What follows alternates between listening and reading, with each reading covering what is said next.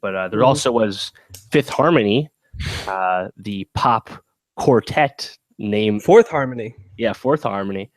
Fresh off of VMA's performance where they pull a fifth member off stage at the start of their song because, they're Fifth Harmony, but there's only 4 of them. Want to make sure you know that. They're not adding anyone. We get it. And hence the third album is the one that's self-titled. Like, yeah, okay, cool. It's short, but I also have like a huge takedown on this album. What did you think before I go in? Well, okay, so what, the Camila Cabello was the one that left in December? Correct. And her solo album comes out in middle September. And I don't know a lot of the context behind it. I mean, I'm assuming it's, pretty normal. Bands get popular, have differences of opinions. One goes one way, one goes the other. She was the most famous one too. Okay.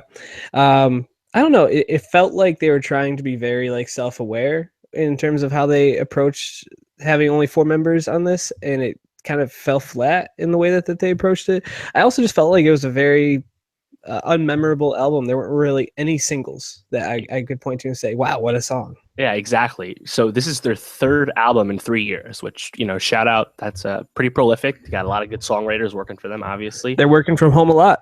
Yeah, but here's the thing. They haven't proven to be anything more than singles artists. And their lead single with Gucci Mane, Down, is way less interesting than Work It or Work From Home. And without the single being the certified smash that they wanted, what else is there to this album? They're just way less interesting. And, I've given a lot of crap recently for hopping on like Migos songs and getting like those features. But Camila Cabello dropped 2 songs in August, one with Young Thug and one with Quavo. And yes, you're chasing the heat, but I also like the songs a lot more. Like they're just more interesting. So like this Fifth Harmony record, I just think is 30 minutes of generic, pop love music, like, but without there's no hit there. And honestly, the sales projections reflect that. It's only going to hit like 40,000, which is pretty bad for people with, top 10 hits. It's interesting to see these like really super popular groups come apart and see how the individual artists move on from it.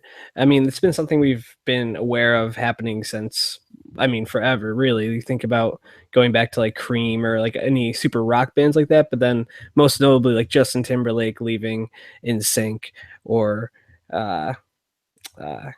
Beyonce leaving Destiny's Child, something like that. Yeah. But it seems like, we had Zayn left. Yeah, definitely. That's probably the biggest one of recent note. Harry Styles just left and made his own solo album. Well, now it's a hiatus. They're all doing their solo thing. Right. So it's interesting to see this like cycle go through. It seems like Camille's gonna definitely outshine the rest of the group. I can't even name any other Fifth Harmony members. So yeah, the one Lauren J. She's the one who had the song with Halsey. That's the only reason I know her name.